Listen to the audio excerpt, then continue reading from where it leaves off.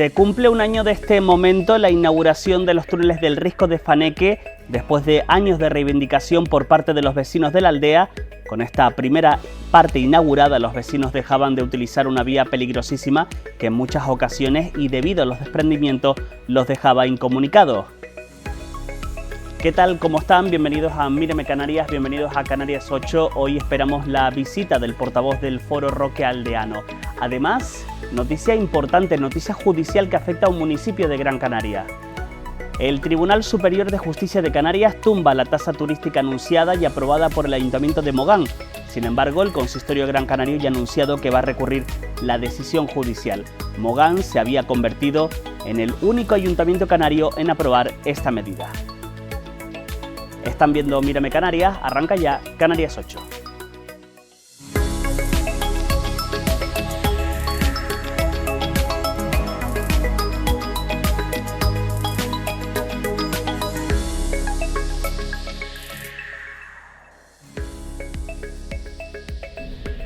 Pues arranca Canarias 8 y ustedes acaban de ver a la invitada que tenemos hoy en nuestro programa, la alcaldesa de Mogán. Onalia, bueno, ¿qué tal? ¿Cómo estamos? Hola, muy bien, muchas gracias por la invitación. Y nosotros encantados de que haya aceptado la invitación, de que esté aquí pues justo en estos programas especiales que estamos haciendo, aprovechando que inauguramos este centro de producción en el polígono de Arinaga. La verdad es que estaba pensando, claro, Mogán, por ejemplo, tiene una tele local, que esa proximidad es importantísima para lo que no se ocupa en otras teles nacionales, pues la tele de proximidad. Mírame también empezó así, con esa tele de proximidad local y ahora de ámbito autonómico. Importante, ¿verdad?, tener estos canales de comunicación para que se vaya conociendo, en este caso, lo que sucede en su municipio. Así es. De hecho, es lo que consume realmente el espectador local. ¿Por qué? Porque las noticias son las del municipio, en este caso, o los de los municipios aledaños. Y cuando tú te vas a una tele regional, pues la verdad que queda bastante diluido esa noticia, si no es relevante en el municipio o no sales o tienes que esperar no sé cuántos meses para que salga la noticia en de tu municipio si es algo importante. Pero la local siempre está permanente y al final es lo que el espectador se siente interesado en conocer la actualidad en este caso, del municipio de Mogán. Y afortunadamente nosotros tenemos radio y tele. Y nosotros la verdad que nos afanamos en conocer lo que sucede en cada municipio. En Gran Canaria nunca hemos dejado de estar, siempre hemos venido. Ahora, aprovechando este centro físico de producción, eso es importante porque podemos hacerles venir a ustedes también, venimos nosotros y podemos hacer muchas cosas. Quiero empezar hablando de actualidad. Conocíamos hace poquitos días la decisión del Tribunal Superior de Justicia de Canarias de tumbar, entre comillas, de paralizar esa tasa turística de la que hablábamos el pasado mes de enero en Fitur. Hablábamos de que ya estaban a punto de implantarla. Bueno, se implanta, se pone en marcha y pasaron 24 horas y la justicia la tumba.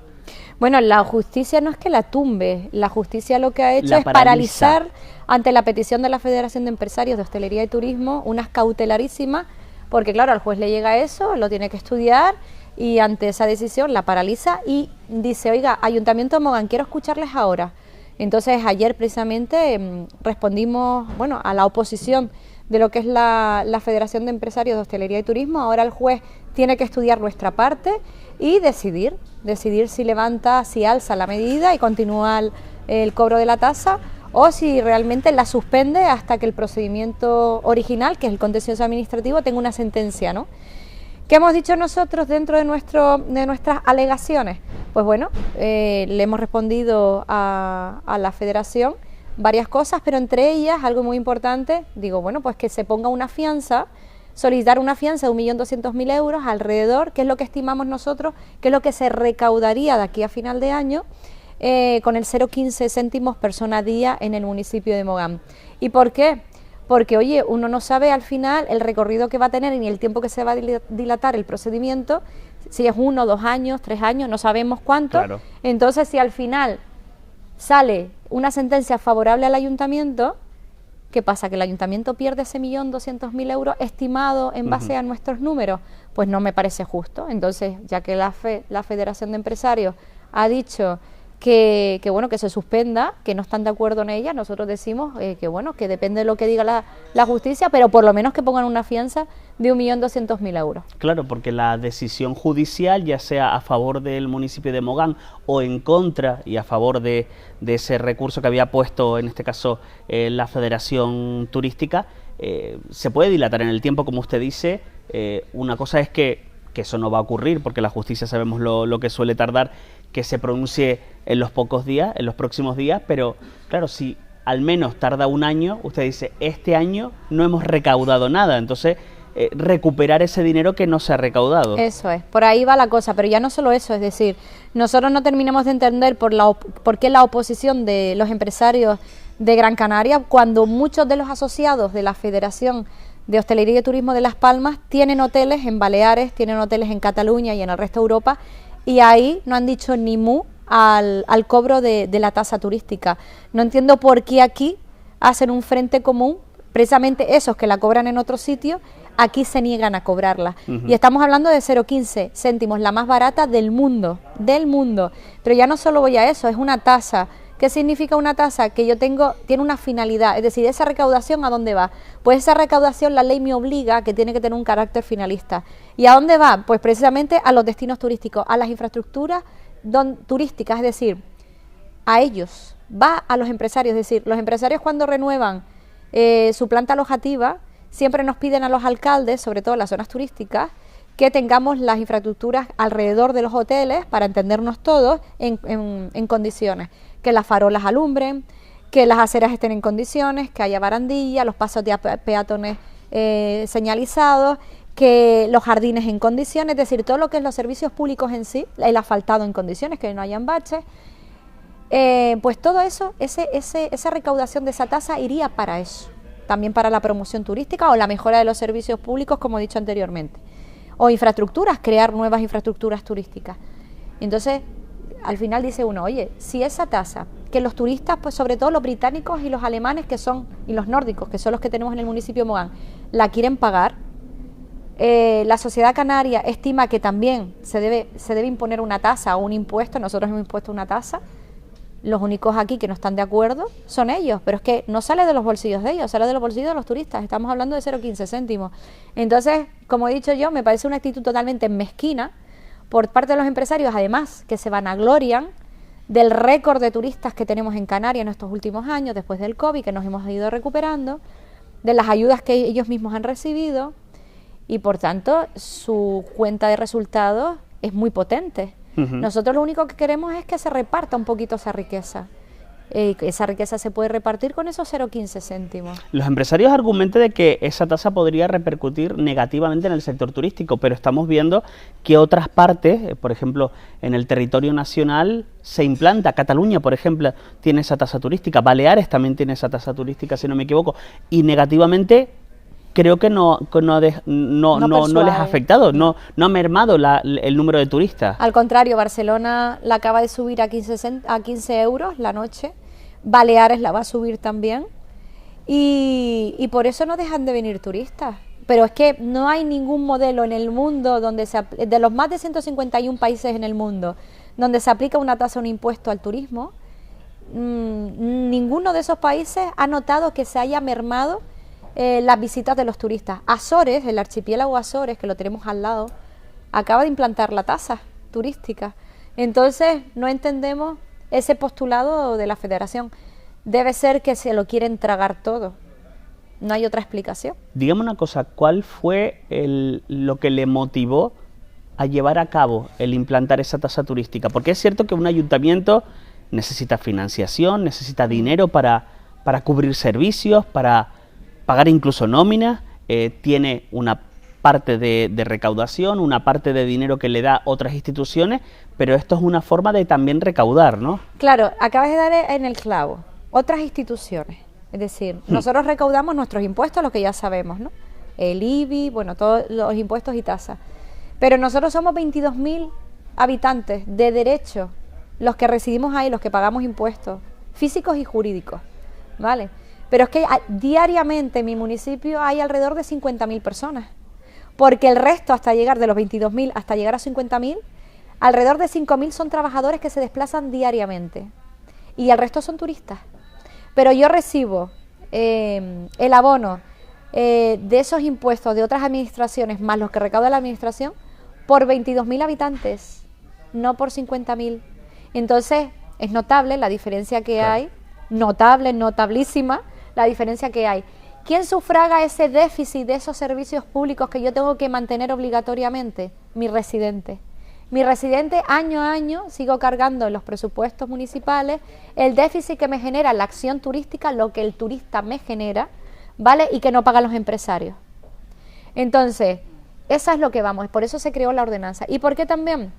Porque ya está interiorizado en la comunidad canaria que necesitamos cuidar el tema de la sostenibilidad, que los servicios públicos tienen que ser proporcionados a lo que tenemos. Nosotros no estamos en contra del turismo, bendito turismo.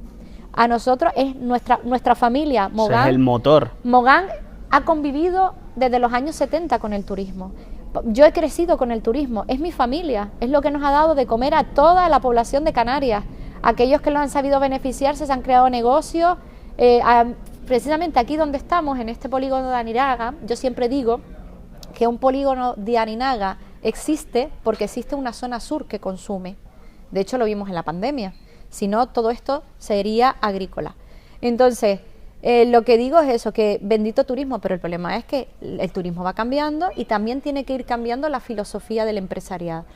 Entonces, hay un déficit extraordinario que no lo podemos seguir manteniendo. Pero yo hablo de Mogán, pero es extrapolable a todos los municipios turísticos de Canarias. Recordar que yo soy la vicepresidenta de la Asociación de Municipios y es un debate que siempre tenemos dentro del seno de la asociación.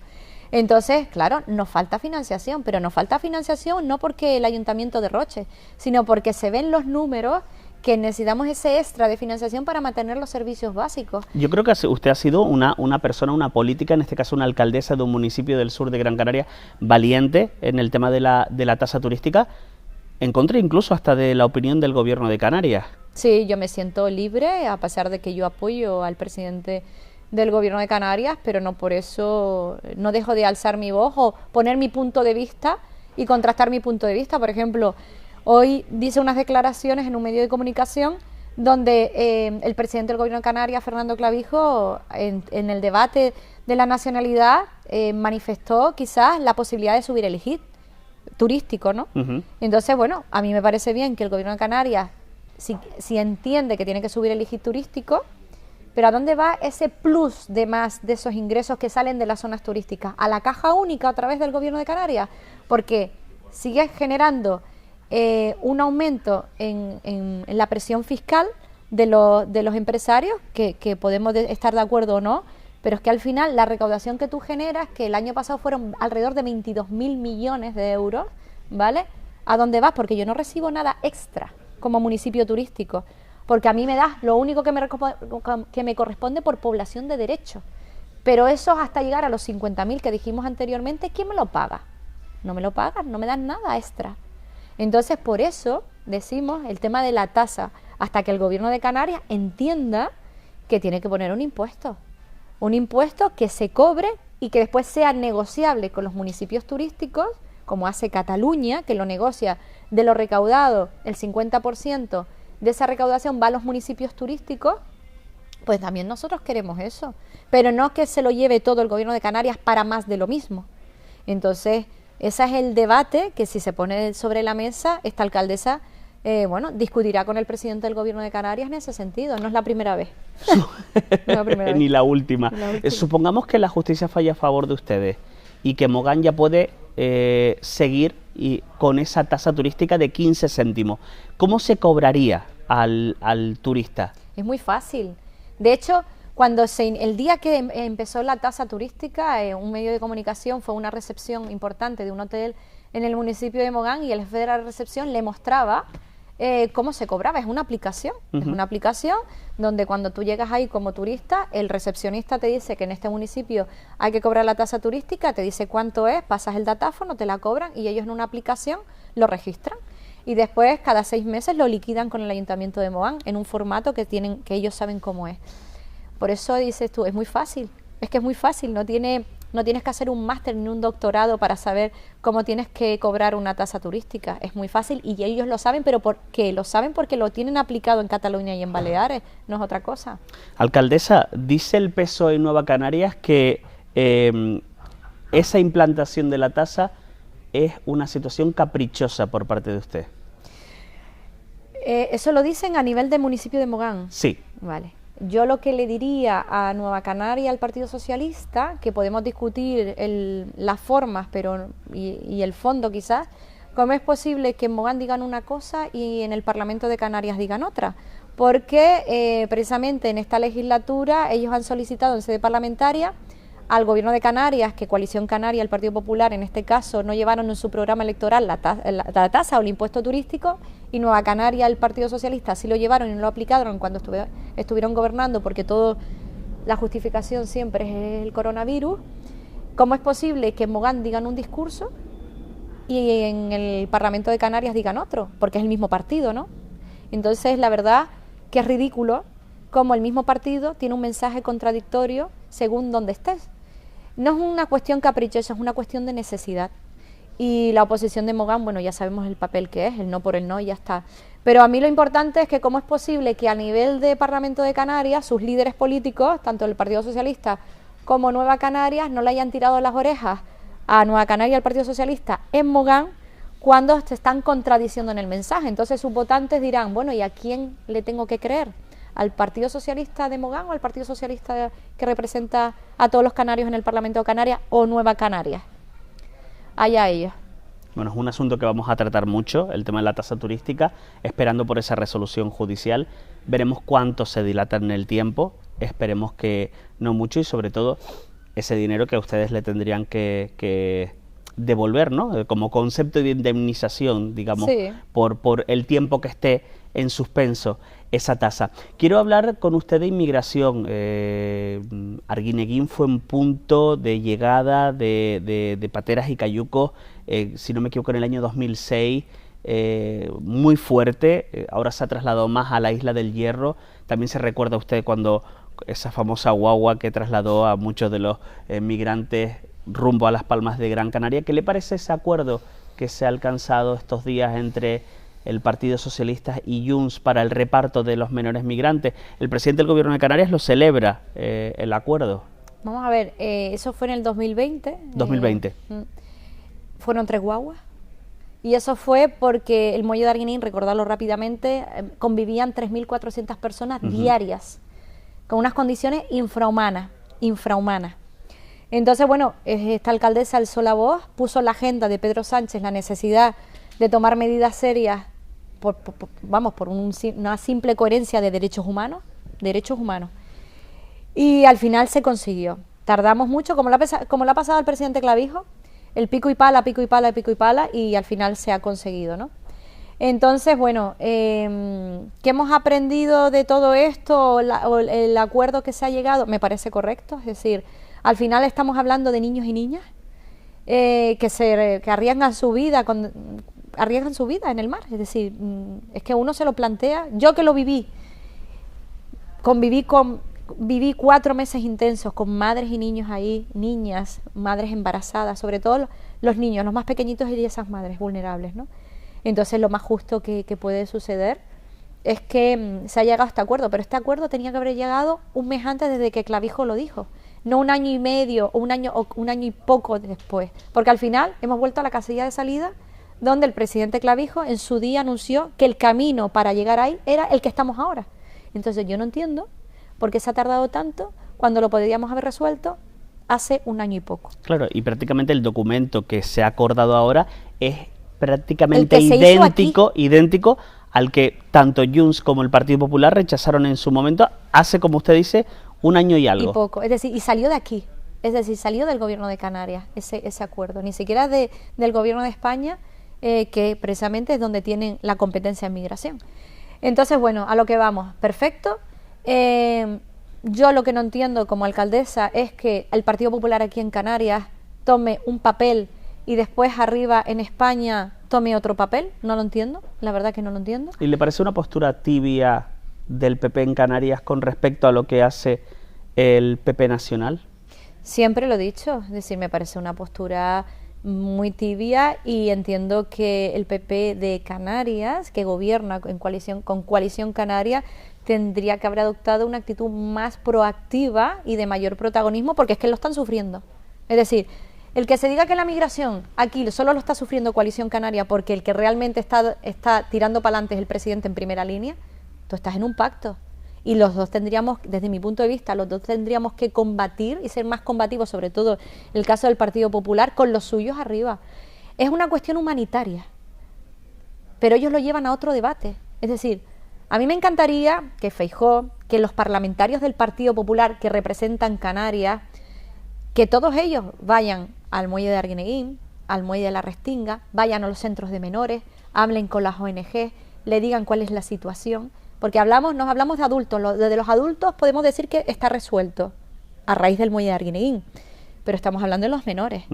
¿Qué le vas a pedir a un menor de 7, 8 años a una madre que llega desesperada, que ha sido violada en su país? Lo único que quieren mayoritariamente es tener un sitio seguro, crecer con dignidad, y muchos de ellos, ¿sabes lo que quieren en un futuro? Volver a su país, pero en las condiciones que tienen que volver. Entonces, es una cuestión de humanidad. Pero parece ser que esa humanidad no penetra en las venas por parte de algunas siglas políticas que no lo entienden así. Entonces, bueno, es lamentable, pero bueno, afortunadamente, con cómo está conformado el Congreso de los Diputados, algunos partidos políticos han entendido cuál es la situación de Canarias, menos los del Partido Popular en la península. Incluso algún dirigente popular en Canarias, como la diputada Luz Reverón, la escuchábamos estos días, un poco, yo creo que respiraban aliviados en base a esas declaraciones con ese acuerdo entre esas dos formaciones, PSOE y Junts, porque decía, bueno, al final no hacen falta los votos del Partido Popular. Vamos a ver, no hacen falta los votos, pero tú eres socio de gobierno, te sientas todos los lunes en un consejo de gobierno con Coalición Canaria, que es tu socio. Al menos mostrar algo de fuerza desde Canarias hacia la península. Pero parece ser que se sienten cómodos así. Yo no entiendo ese papel, la verdad que no lo entiendo, pero bueno, ya el tiempo dirá. Ya el tiempo dirá. Quiero hablar de un problema que ya lo comentábamos en Fitur el pasado mes de enero. El principal problema en este país, tanto lo que preocupa como con lo que afecta a los ciudadanos, que es la vivienda. Y Mogán estaba con una medida, una herramienta de la que me hablaba, del derecho de superficie. ¿En qué momento se encuentra? Vale, ya antes de finalizar este mes, ya el servicio de contratación va a publicar lo que es la oferta del derecho de superficie, que ya hay otros ayuntamientos que han copiado la medida de Mogán y le hemos ayudado en lo que es el expediente y las dudas para que ellos lo tramiten también. Es la primera vez que en Canarias se aplica el derecho de superficie, eso está muy instalado como comunidad autónoma en Valencia, Andalucía y Madrid.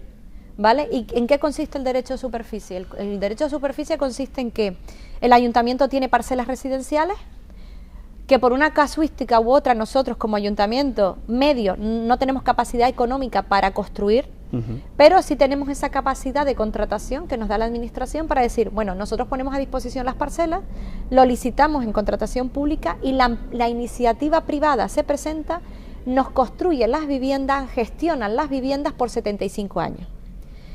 Nosotros hemos decidido desde el Ayuntamiento de Mogán que sea la promotora que acceda a este contrato las que decidan si las venden o alquilan. Y todo esto bajo el régimen de viviendas de protección oficial, en venta o en alquiler asequible. Es decir, no se puede especular bajo ningún concepto con los precios. Los precios están tasados, están topados, no se puede acceder. Y después nosotros tenemos una serie de requisitos y una serie de cupos que hemos puesto, pues por ejemplo, para los jóvenes menores para los mayores menores, para la violencia de género, para la discapacidad. Es decir, tenemos una serie de cupos donde queremos que prácticamente la población acceda en su totalidad, con unos baremos económicos, ¿vale? Estamos hablando al final que nosotros queremos colocar 254 viviendas públicas para la clase trabajadora, es decir, formato de pareja, ella es camarera de piso, o él es cocinero o jefe o mantenimiento de un hotel y tienen 2 hijos. Esas personas van a poder acceder a una vivienda de protección oficial en el municipio de Mogán. Entonces, y eso va a arrancar a lo largo de lo que resta de año. Porque es una herramienta distinta a lo que, por ejemplo, hemos hablado en alguna ocasión con otros municipios, Santa Lucía de Tirajana, que es le cedo suelo al gobierno de Canarias para que ellos construya vivienda de protección oficial. Mire, nosotros esa fórmula la hicimos en el Pacto de las Flores, en la anterior legislatura, con Ángel Víctor de presidente, y fue un auténtico fracaso. Es más, Cedimos parcelas al ICABI, al Instituto Canario de la Vivienda, y a Visocam, que es la herramienta privada de empresa que ellos tienen para hacer viviendas. Las dos son un auténtico fracaso en aquel entonces. Entonces, a nosotros nos cogió el expediente, ya terminando el Pacto de las Flores, iniciando el nuevo gobierno. Entonces, no íbamos otra vez a recular para cederle suelo al ICABI o a Visocam. Y hemos decidido ir por nuestro camino, y yo creo que nos va a ir bien. Y ya le digo, hay ayuntamientos que siguen nuestra senda porque es la única forma. Mire, el Gobierno de Canarias no tiene capacidad económica para hacer 10.000 viviendas en poco tiempo. Ese capital lo tiene que aportar el privado, y además un capital privado que muchos de ellos, si se presentan, son canarios y que pueden beneficiarse de la RIC. Entonces, si ellos son beneficiarios del contrato del Ayuntamiento de Mogán u otros contratos que se generen en Canarias por el derecho de superficie, pues bienvenido sea. Pero eso que siempre nos llenamos la boca a los políticos de la colaboración público-privada, que no se sabe realmente lo que es, igual que el tema de la sostenibilidad, todo el mundo habla de sostenibilidad, pero venga, dime realmente lo que significa en la realidad. Pues la colaboración público-privada es lo que va a hacer el Ayuntamiento de Mogán, en este caso. Entonces va a ser un ejercicio de éxito, y bueno, y al acabar la legislatura entendemos que podemos estar entregando viviendas o casi culminado lo que es las obras, las 4 parcelas que tenemos. Pero aparte de eso, ya no solo es eso, sino que también el Ayuntamiento de Mogán ha tomado la iniciativa de bonificar al 97,5% el ICIO, el impuesto de construcción. ¿Eso qué significa? Pues, por ejemplo, en breve ya un privado nos va a pedir precisamente esa bonificación, porque va a empezar a construir 59 viviendas de protección oficial en Arguineguín, con carácter privado, un promotor privado, porque tiene suelo y lo va a empezar a construir. Y después, en consonancia con el ayuntamiento, vamos a llevar a cabo lo que son las listas de esas personas que quieran optar a esas viviendas en coordinación con el ayuntamiento. Entonces, bueno, si a esas 254 le sumas 59 más, yo creo que el Ayuntamiento de Mogán puede dar ejemplo a otros ayuntamientos de Canarias de cómo se tiene que solucionar el tema de la vivienda sin esperar a otras administraciones. Es que es un problema muy grande, porque estos días conocíamos que, por ejemplo, la oferta de vivienda de alquiler en la provincia de Las Palmas había caído un 70% frente a la caída del 53% en la provincia de Santa Cruz de Tenerife. La medida la idea de pedir al Gobierno de Canarias que declare Mogán zona tensionada, como pidió Las Palmas de Gran Canaria o Adeje, y que todavía no ha habido respuesta, eso no se le ha pasado por la cabeza, ¿no? Ni se me pasa por la cabeza, porque entiendo que el Gobierno todavía no tiene capacidad precisamente para llevar a cabo esos informes, y porque no podemos seguir liándola. Es decir, yo, para saber que mi municipio está como está, no necesito un informe externo que me diga lo que yo tengo que hacer. ¿La vivienda vacacional está detrás de el problema del alquiler de vivienda? No. Eso es lo que dice Turismo del Gobierno de Canarias para solucionar un problema, para matar moscas a cañonazos. Mire, un ejemplo clarísimo. Yo sé que Tenerife es más acuciante el problema de la vivienda vacacional que en Gran Canaria. La gran parte de las viviendas vacacionales que existen en Gran Canaria están en las zonas turísticas, donde está el turismo. Entonces estamos desarrollando la vivienda vacacional para el turista. Después podemos entrar en otro debate si la vivienda vacacional tiene que estar en las zonas turísticas o no y demás, pero eso es aparte. Sí, porque en el caso de Tenerife sí que se empezó a dejar claro que en las zonas turísticas no tenían que estar, y empezó a crecer, por ejemplo, en ciudades grandes, pues tipo Santa Cruz de Tenerife. Vale, eso es una. Después, mire, si usted va a la justificación de la memoria o del anteproyecto de ley de la vivienda vacacional, todo es en relación a la VV, que la VV ha quitado vivienda residencial, se han subido los precios, etcétera, etcétera. Pero después, si tú te vas a la Ley de Medidas Urgentes de Habitabilidad del Gobierno de Canarias, que es la Consejería de Obras Públicas y Vivienda, en esa memoria, que antes de entrar en la propia ley, para que todos nos pongamos en situación, no te habla nada relacionado que la falta de vivienda es responsabilidad de la VV. Por tanto, en una consejería me está diciendo que la vivienda vacacional no tiene nada que ver con la VV, y en otra me está diciendo que sí. Esa es la primera. La segunda, el problema de la vivienda que tenemos en Canarias, primero, los planeamientos urbanísticos, que afortunadamente el Gobierno de Canarias en esta época de Fernando Clavijo se han puesto las pilas para resolver ese problema, que ya está resuelto. 2, la actualización del módulo. Han habido 3 actualizaciones del módulo para hacer viviendas de protección oficial del 2008 al 2024. ¿Eso qué ha hecho? Desincentivar al promotor privado a hacer viviendas de protección oficial en Canarias. ¿Por qué? Porque no es atractivo, es decir, voy a perder, es decir, el inversor privado no te va a invertir en algo que va a perder, a pesar de que sean viviendas de protección oficial, que el beneficio es irrisorio para el promotor privado. Y después que desde 2002 hasta el 2024 Canarias ha sumado 400.000 habitantes. Claro. Ese es el problema. El problema es la demanda tan grande. La gente que ha venido, que son 400.000 personas a vivir a Canarias, que somos 2.200.000 personas aquí en este territorio. Ese es el problema. No miremos otro problema. Ese es el problema. Y que se han quedado a vivir aquí, que trabajan aquí. Por eso se colapsan las carreteras en Tenerife, se colapsan las carreteras en Gran Canaria. Por esas personas, el turista va y viene. El turista viene una semana y se va. Y es el que nos da de comer. Entonces el principal problema del exceso de los precios, tanto de alquiler como de venta, pero sobre todo de alquiler, es la demanda tan creciente. Demanda y que no se ha hecho vivienda. Es decir, llevamos más de 15 años sin hacer vivienda pública. Entonces también son responsables las administraciones, todos somos responsables en esto. Pedro Sánchez decía hace varios meses que al final de 2025 se construirían en toda España 180.000 viviendas públicas. Dicen los expertos inmobiliarios que si acaso se llegan en toda España a 20.000, nos podríamos dar con un canto en los dientes. No creo a Pedro Sánchez y creo a ellos. Es decir, si no se cambia la ley de suelo en España, que está bloqueada precisamente por los socios de Pedro Sánchez, no vamos a tener más suelo para construir viviendas. Pero después, otra cosa, ¿qué modelo queremos? Es decir, ¿qué modelo queremos desarrollar? Pero el problema es lo que volvemos a decir, es decir, ya lo puso en su debate Paulino Rivero cuando fue presidente del Gobierno de Canarias, el debate demográfico. ¿Tenemos que seguir creciendo en población que se quede fija aquí en Canarias o no? Porque después también cuando se habla de que es que los extranjeros hay que limitarle la compra de vivienda, pero si es que los extranjeros, la mayoría de las viviendas que compran son de alto standing, que nosotros no podemos optar. Entonces es un debate que tenemos que tener realmente sosegado, con todos los índices y todos los números sobre la mesa, y no un debate estéril al que estamos acostumbrados los políticos sin estudiar realmente lo que está pasando en la situación. Nadie nos tiene que decir a los municipios cómo tenemos que crecer en vivienda vacacional.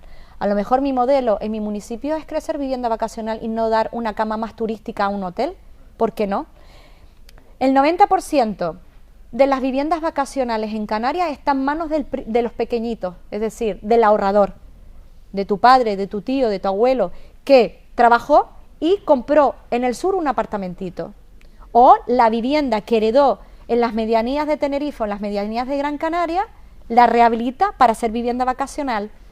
Usted le pregunta a un alcalde de Gran Canaria, de las medianías, lo que ha supuesto la vivienda vacacional en su zona, y le puedo decir que es un revulsivo económico brutal para que sobreviva y no se despueble esa zona. Yo no puedo decir eso porque soy un municipio turístico, aunque tenga medianías, pero gran parte de mis viviendas vacacionales están en las zonas turísticas. Pero San Mateo, Artenara, Tejeda, todas esas medianías, gracias a la vivienda vacacional, el pueblo se renueva, se abren más comercios, es decir, hay un dinamismo de la economía. Sobre todo porque el turista busca otro tipo de oferta, ¿no? Claro, y no solo eso, mira, ejemplos prácticos. El turista, te lo digo porque lo vivo porque ahora te digo, el turista que está en un hotel de Mogán, dice, bueno, pues voy a ir a Tejeda, esto es caso real, voy a ir a Tejeda a quedarme a un hotel en Tejeda y pasa 4 días ahí porque quiere ver el nublo, hacer recorrido por los senderos y consumir allí y después vuelve a bajar a la zona sur. Entonces eso es repartir la economía, democratizar la economía del turismo, no que se la lleven los de siempre. Por eso le digo que la vivienda vacacional sí, controlada, regulada y estandarizada, no cutreríos como hemos visto. ¿Y en dónde tendría que estar entonces la vivienda vacacional? En cualquier parte. En cualquier parte. Ya sea medianía o zona turística. Claro, controlada y regulada, ¿vale? Que a eso no nos negamos, ¿vale? Pero no que la liquiden como quiere hacer el Gobierno de Canarias, con este proyecto de ley actual, que espero que se modifique con las alegaciones que vaya a aportar, en este caso, Coalición Canaria. Entonces, oiga, déjenos vivir. Usted, la renta que le entra a lo mejor de 1.000 o 2.000 euros al mes al ahorrador, al pequeñito, déjelo. Si estamos diciendo que en Canarias cada vez son más los índices de pobreza que hay en Canarias, no siga siendo más pobre al resto que está intentando tirar para adelante. Entonces, por eso le digo que los municipios tenemos autonomía, que es algo que está en el anteproyecto de ley, esa invasión de competencias que quiere hacer el gobierno de Canarias con ese anteproyecto de ley. Nosotros somos autónomos, yo decido cómo quiero crecer. Gobierno de Canarias, tú a mí no me digas cómo yo quiero crecer. Entonces, esa ley, si con las alegaciones que se está tramitando en el Parlamento, el gobierno de Canarias no las acepta para cambiarlas con el acuerdo de la FECA, los ayuntamientos, los 88 ayuntamientos de Canarias, estamos alineados las distintas fuerzas políticas para que el anteproyecto de ley se cambie. De las distintas fuerzas políticas, si no se cambia, daremos un paso más. Me quedo ya sin tiempo, pero no quiero dejar pasar la oportunidad, antes de acabar, de preguntarle por su futuro político. Estamos en 2025, digamos Ecuador de esta legislatura. ¿Dónde se ve en 2027? Pues no lo sé. ¿En Mogán o dará el salto regional o incluso insular en Gran Canaria? No, el insular no me veo, ¿vale? No me veo. Habrá gente de Mogán seguramente en la insular.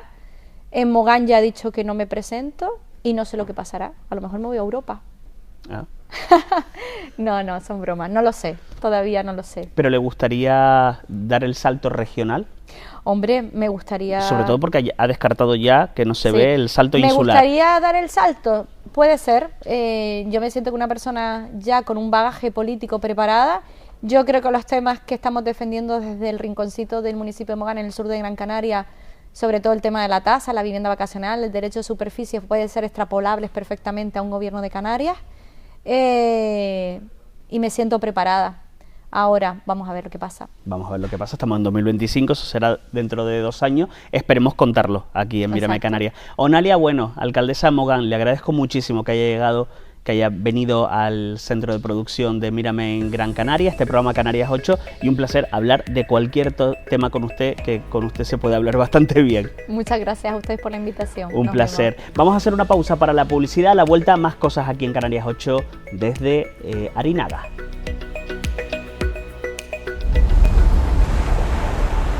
Tu pequeño paraíso está lleno de grandes experiencias todo el año.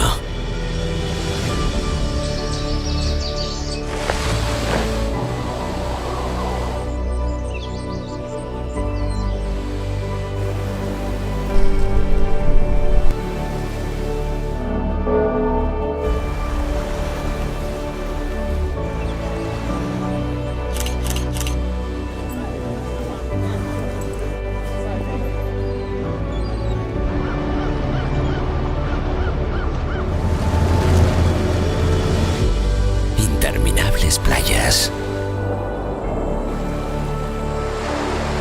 naturaleza imponente,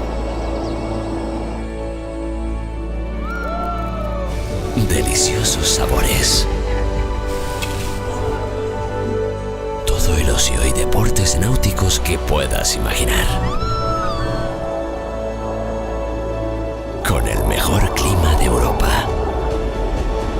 Mogán te da lo que le pides cuando lo pidas. Vive a tu gusto la combinación perfecta del mejor tiempo y las mejores experiencias. Mogán es tu pequeño paraíso todo el año.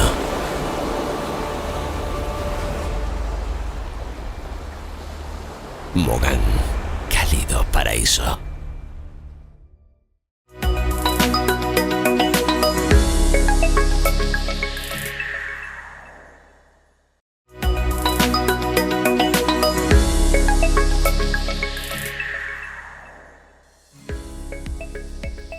Seguimos en Mírame, en la Autonómica de las Islas Canarias. Seguimos en este programa Canarias 8 desde nuestro centro de producción en el polígono de Arinaga, en la isla de Gran Canaria. Y con nosotros un hombre que con él en Mírame hemos hablado muchísimo, pero es la primera vez que estamos cara a cara y yo tenía unas ganas enormes de poder hablar de su lucha y de la lucha de todos sus vecinos, como es Rafael Ramos, que es el portavoz del Foro Roque Aldeano. Rafael, ¿qué tal? ¿Cómo estamos? Hola, Juan. Bueno, bien, dentro de lo que cabe, bien. Un poquillo cabreado porque seguimos siempre en la lucha. Ahora vamos a entrar en eso, porque ya estábamos hablando antes de la publicidad, de todo lo que falta, de lo que se ha hecho, pero sobre todo de todo lo que falta. Decía yo, por fin nos ponemos cara, por fin estamos frente a frente para hablar de una lucha de años de ustedes, que se cumple prácticamente un año desde esa inauguración del túnel del Risco de Faneque. Sí, efectivamente, fue en marzo del año pasado y se inauguró ese trozo que en tiempo y en distancia no soluciona mucho, pero lo que sí realmente ha venido a resolvernos el problema de un tramo de carretera que muy peligroso, porque muy estrecha, muchas curvas, muchos desprendimientos, y de verdad que se nota. La gente ya ahora, los usuarios de la carretera por lo menos conducen un poquito más tranquilos, porque imagínate la gente de la aldea siempre con el tema de mañana tengo que ir para allá. ¿Cómo está el tiempo? Porque no es el problema solo de la lluvia, sino también del tiempo. Claro.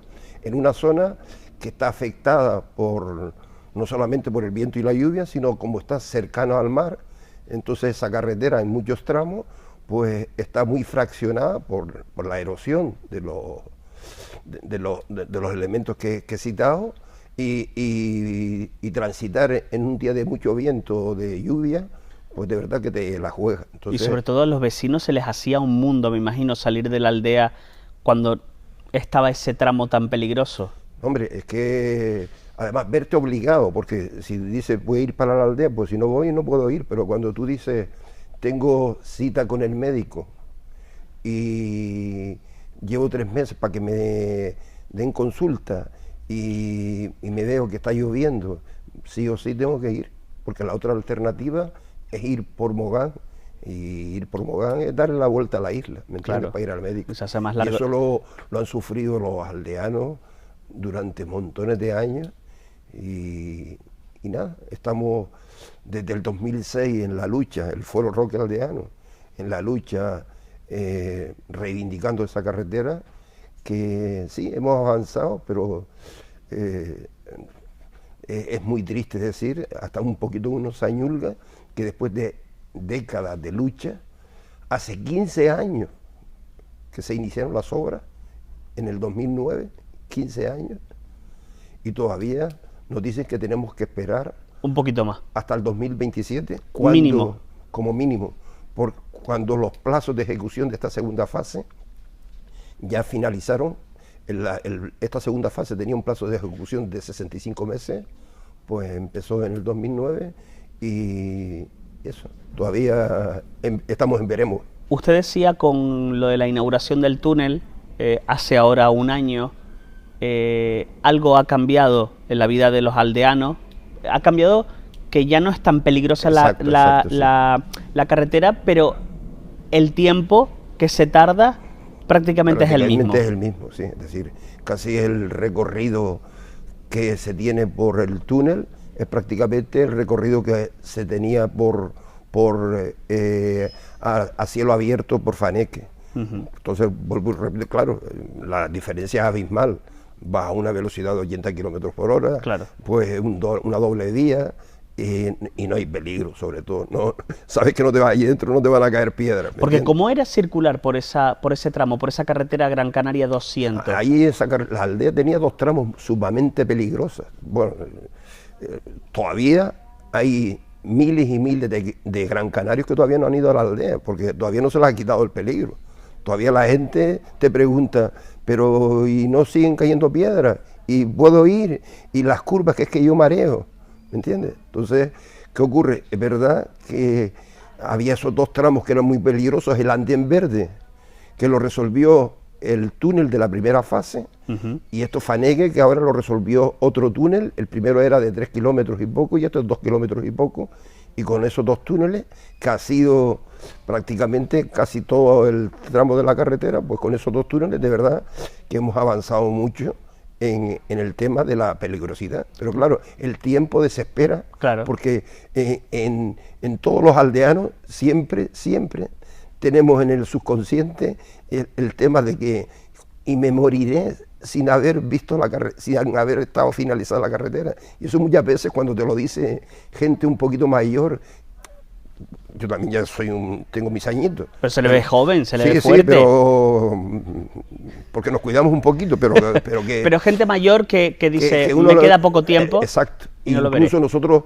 hemos sufrido las consecuencias de tener dos compañeros del foro, Pedro Rodríguez, que era el presidente, que es el médico del Granca, era el médico del Granca, y Joaquín Luján, que era un luchador nato, estos dos que eran los cabecillas del foro.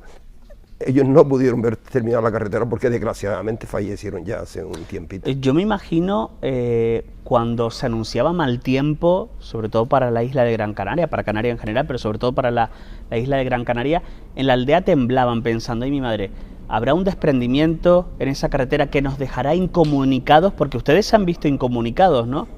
Cada 2 por 3, raro el invierno. Hemos tenido la mala y la buena suerte, porque la aldea, que es un municipio totalmente agrícola, que necesita de la lluvia, que queremos que llueva, pero a la vez que queremos que llueva, queremos que no llueva. Queremos que llueva para que las presas cojan agua, para que el nivel freático de los pozos sea el adecuado, pero a la vez sintiendo de que llueva por esa zona de la carretera, porque ya sabemos que las consecuencias es, como nos ha ocurrido cientos de veces, no ha sido ni una vez ni 200 de veces a través de la historia de la aldea, que hemos tenido que, para ir a Las Palmas, tener que ir por Mogán, es decir, casi dar una vuelta a la isla, duplicar el tiempo de esto. Y cuando estamos hablando de paseos, que va bien, pero cuando van enfermos, gente a dializarse, claro, gente con tratamientos oncológicos, gente embarazada, personas mayores que tienen que ir al cardiólogo, de verdad que es triste. Y eso, tú pensar que dice, tengo que ir para Las Palmas, al médico, a Galdar, y por la noche, oye, escucha lloviendo y ya empiezas a preguntar, y ¿sabes algo de la carretera? E incluso no salir y esperando a que alguien llegue, claro, ¿entiendes? Incluso gente joven, ¿no? De las propias familias, ya sea un hijo, un nieto, que saben que han salido, por lo que sea. Bueno, pero eso es bueno, lo nuestro siempre era cuando nuestros padres, sí, cuando llegue llama, ¿entiendes? Siempre. Cuando llegue llama, ¿me entiendes? Para saber que has llegado bien. Claro, y tú imagínate si era tiempo de lluvia, porque a veces si estabas un domingo en la aldea, tienes que trabajar el lunes, sí o sí tienes que venir, y a veces cuando tú dices, doy la vuelta por el Mogán o me la juego, y claro, generalmente los aldeanos no la jugamos. Quiero contar una cosa a los espectadores. Ahora, cuando estábamos en publicidad, habíamos terminado de hablar con la alcaldesa de Mogán, Onalia Bueno, y se reencontraba aquí en este estudio con Rafael, el portavoz del Foro Roque Aldeano, y la alcaldesa le preguntaba ¿qué tal estás? Y él decía, cabreado. Cabreado porque las obras se siguen retrasando, porque ese tramo, porque fíjense, la carretera realmente conectaría, la obra conectaría la aldea con Agaete, iría de la aldea al Risco y del Risco a Gaete. Sí. Y lo que hay prácticamente es un trocito que es el túnel de Faneque que evita ahora mismo ese tramo peligroso. ¿En qué situación se encuentra el resto de kilómetros de toda esa vía, Rafael? Esta segunda fase, que se empezó en el 2019 con un plazo de ejecución de 65 meses que ya se han cumplido, es decir, los incumplimientos han sido uno tras otro y con distintas administraciones, de un partido, de otro, todos se han reído entre comillas, de los usuarios de la carretera, no solamente de los aldeanos, sino gente que tiene que ir a trabajar, gente que tiene que transitar por ahí, extranjeros que muchas veces son inconscientes cuando uno los veía, ahora porque ya casi todos son túneles, pero cuando uno los veía con coches descapotables, claro, uno sintiendo, alguna gente de la aldea conducía por la carretera con un casco de obra. Sí, es curioso, pero había gente que tenía su casco de obra en el coche, ¿me entiendes? Y entonces cuando ves tú la situación esta, de que pasa el tiempo, nos dijeron pues, si hay que trabajar en 3 turnos, se trabajan en 3 turnos. Nada, ahora mismo la lentitud de la carretera es notoria, ¿me entiendes? Es decir, fíjense que ahora mismo están pendientes de inaugurar, porque prácticamente el tramo que queda entre el túnel de Faneque queda pendiente un viaducto que atraviesa el barrio del Risco, un viaducto de medio kilómetro y de 80 y pico metros de altura. Queda ese viaducto, que es una obra impresionante, que incluso se tuvo que modificar el proyecto por problemas del firme de la zona, que pasó de 5 pilares a 3 pilares. Eso va a ser una obra, ya digo, medio kilómetro de longitud y 80 y pico metros de altura. Eso todavía no se ha empezado esa obra. Es decir, ese modificado no se ha empezado. Dice que van a empezar, no sabemos cuándo. Recientemente se aprobó el modificado, pero ese modificado se empezó a hacerse hace 3 años y se acaba de aprobar por el gobierno o por Obras Públicas a principios de marzo. Yo me imagino, Rafael, que hace un año, en la inauguración de la apertura del túnel de Faneque, que se llenó allí de políticos, pero se llenó también de gente de la aldea, del foro roquealdeano. Recuerdo las imágenes, ustedes con las pancartas, sobre todo exigiendo que esas obras fueran más rápido. ¿Se imaginaban, pensaban en algún momento que iba a ir más rápido, que al final no ha sido así? Nosotros efectivamente, después de tantas decepciones, a los políticos ya no les creemos, pero nosotros entendíamos que con la insistencia nuestra, aunque es verdad que en parte el ayuntamiento de la aldea ha sido muy parsimonioso con las reivindicaciones de la carretera, por el hecho sencillamente de que el político de allí, si coincide con que gobierna el político de aquí, pues para no tener enfrentamientos, pues se cae en la boca. Pero nosotros pensábamos que a estas alturas, si no este año, que ya en este trimestre, primer trimestre, ya tenía que haber finalizado la segunda fase. Nosotros pensábamos, bueno, si no a principios de año, a final de año, pero cuando nos dicen en el 2027, y nosotros sabemos que en el 2027, como es un periodo electoral, seguro que abrirán algo para darnos un caramelo, porque lo que hemos visto ahora llega a la conclusión, dice, de decir, no nos han hecho sino como a un niño pequeño, toma este caramelito y vete entreteniendo, vete chupándolo, toma un chupachú y vete chupándolo. Es importante el túnel, lo que se ha hecho, pero realmente con respecto a todo lo que es la obra, es una migajita. Quedan 5 kilómetros y poco, pero lo más difícil, que hace tiempo que tenían que haber empezado, es el viaducto del Risco y el viaducto de La Palma, que no han empezado. Pero, sin embargo, quedan 7 pequeños túneles para inaugurar, unos más pequeños, unos más grandes que otros, y esos túneles están perforados desde hace 2 años, en el 2000, estamos en el 2020, en el 2023, se perforaron todos, pero a estas alturas en los túneles eso no se está trabajando, solamente hay una empresa que da la sensación de que es una subcontrata, que lo que está haciendo es vistiendo el exterior del túnel, pero en el interior, lo que es el interior no está revestido no ni está nada. Trabajando. El año pasado, decíamos, se inauguraba el túnel de Faneque, 2024. Durante todo 2024 y parte de este 2025 hasta ahora, ¿ha podido hablar sobre las obras usted o gente del foro con el consejero de Obras Públicas, Pablo Rodríguez? El consejero de Obras Públicas, Pablo Rodríguez, para hablar con él, ha sido la persona que peor nos ha tratado al foro roquealdeano. Eso hay que decirlo. Es decir, ¿por qué? Porque solamente en este último periodo, porque ellos estuvieron gobernando, este consejero, Pablo Rodríguez, estuvo en Obras Públicas. En la primera etapa de Fernando Clavijo. Exacto, pues él ya sabía el tema. La otra vez, pues nos babuleó bastante. Y ahora en esto solamente nos ha recibido una vez y por 1000 ruegos. Y para colmo, que fue en julio del año pasado, se comprometió a que a final de año se modificaban o se aprobaba el modificado que se tuvo que hacer del viaducto y de unas cositas más ahí.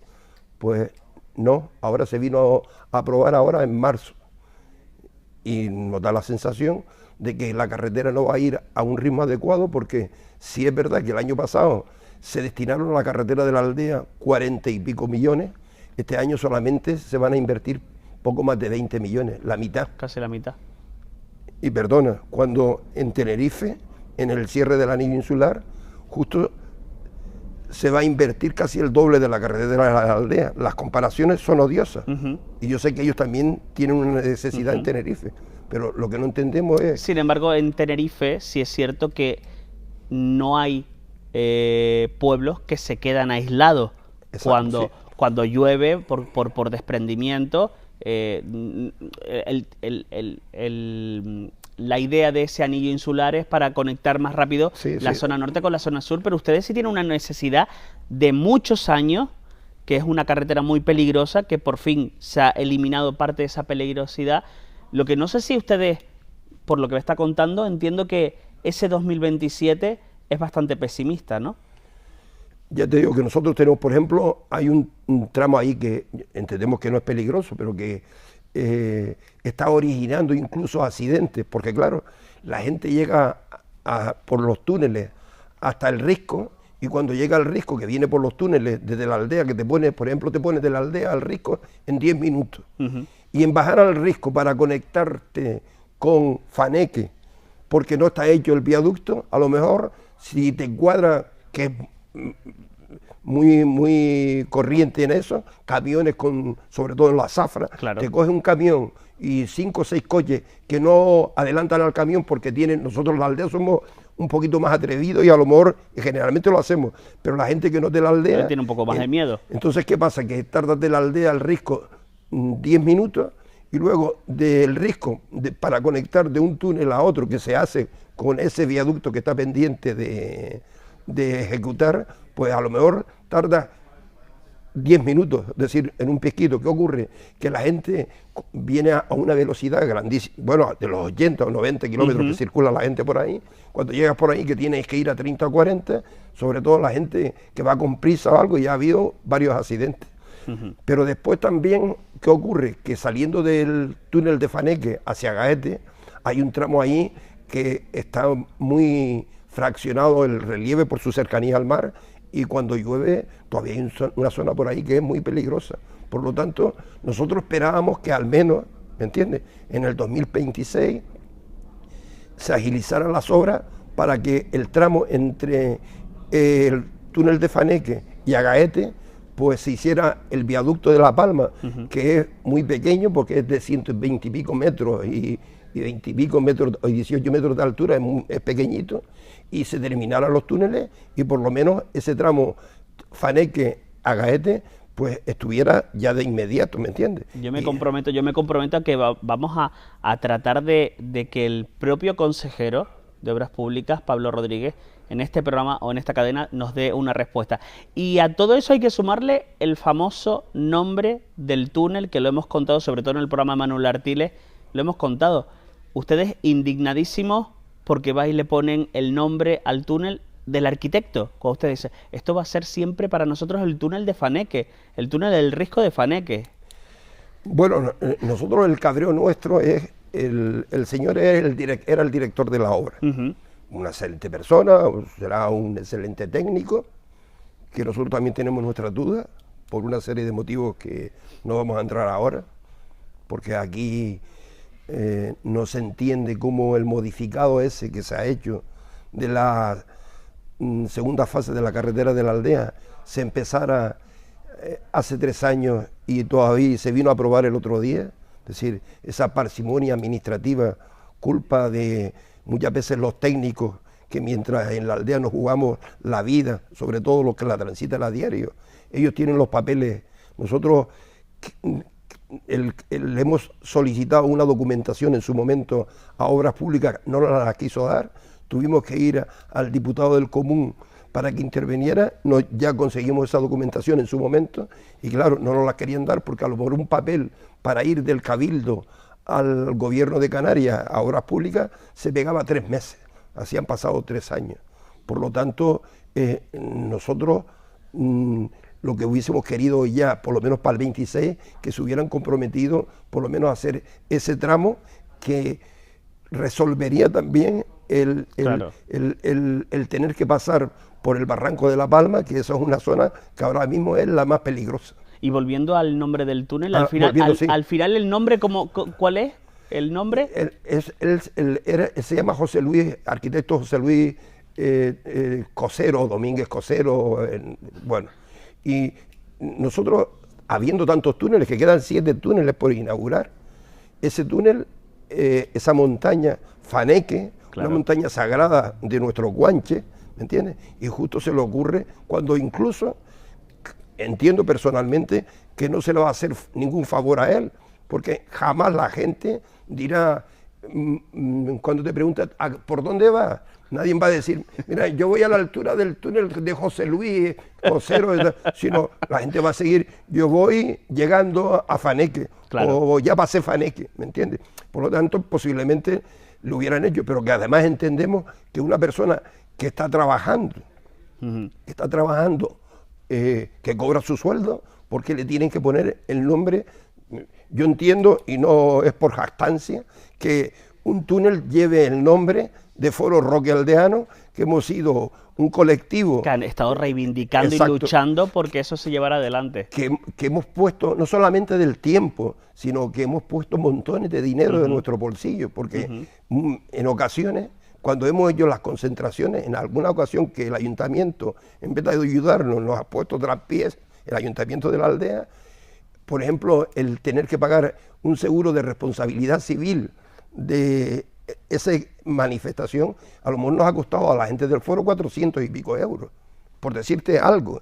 Y eso, imagínate, gastos que hemos tenido, claro, desde que empezamos a movilizarnos allá en el 2006, pues imagínate lo que hemos...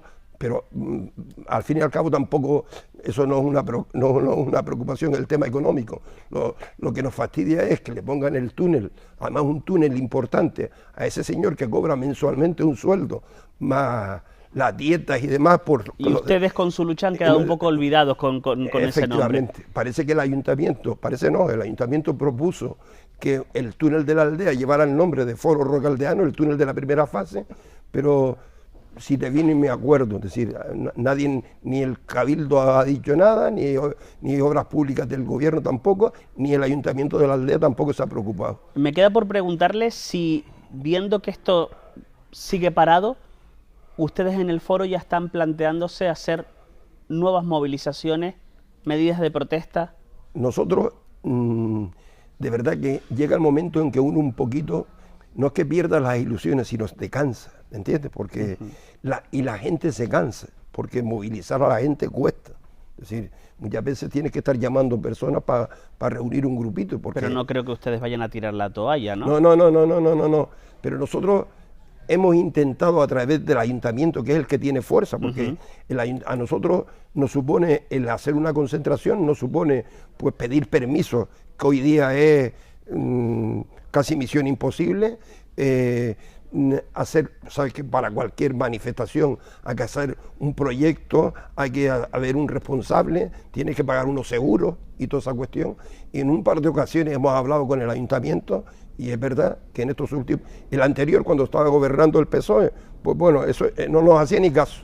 Esta gente que está ahora nos ha hecho caso, pero a la hora de la verdad, pues no quieren comprometerse mucho por sus vínculos políticos con las autoridades de aquí a movilizar un poquito a la gente del pueblo, en el pueblo y fuera del pueblo. Pues vamos a seguir hablando mucho con usted, con el Foro Roque Aldeano, vamos a seguir batallando juntos, que para eso se trata. Nosotros somos un altavoz y ahora ya que estamos aquí, implantados en este centro de producción, mucho más. Rafael Ramos, le agradezco muchísimo que haya venido en el día de hoy a Canarias 8 y a seguir luchando, y mándale a todos los vecinos de la aldea un fuerte abrazo de nuestra parte.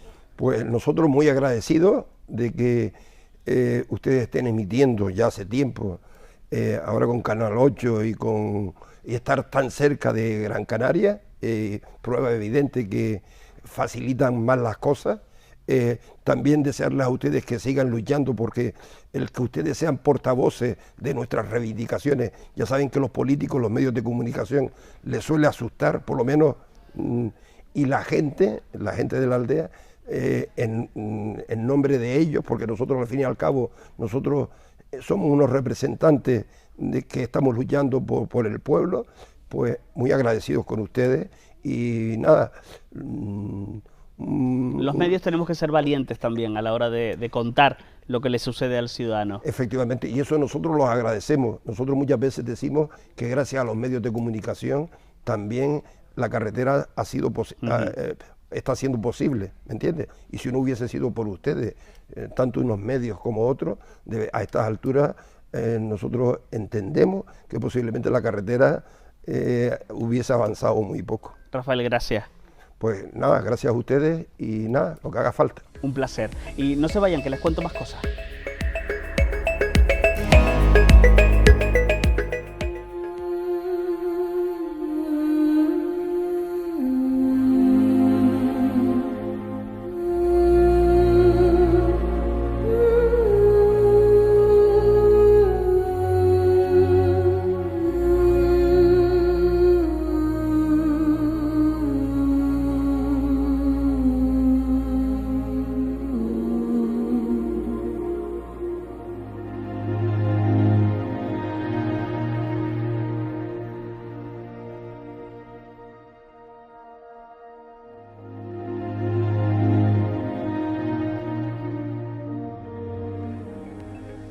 Y antes de acabar les quiero contar varias cosas. Por un lado, la amenaza ya aplicada de Donald Trump de subir los aranceles a prácticamente todos los productos que se exporte en Estados Unidos empieza a tener consecuencias.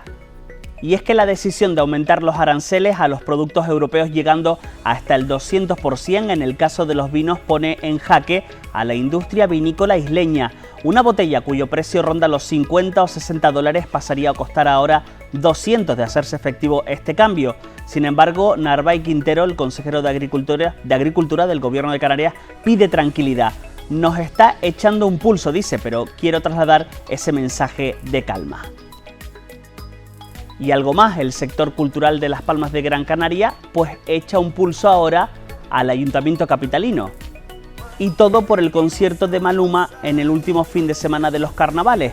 El Ayuntamiento destinó más de 2 millones de euros a la contratación de los conciertos, de los que más de 800.000 euros fueron para la actuación del cantante colombiano. La indignación ha llevado a los gestores culturales, artistas y colectivos del sector a iniciar una recogida de firmas exigiendo transparencia y también una distribución más equitativa del presupuesto municipal destinado a la cultura.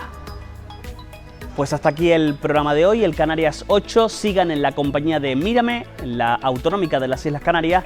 Nos vemos en una próxima ocasión.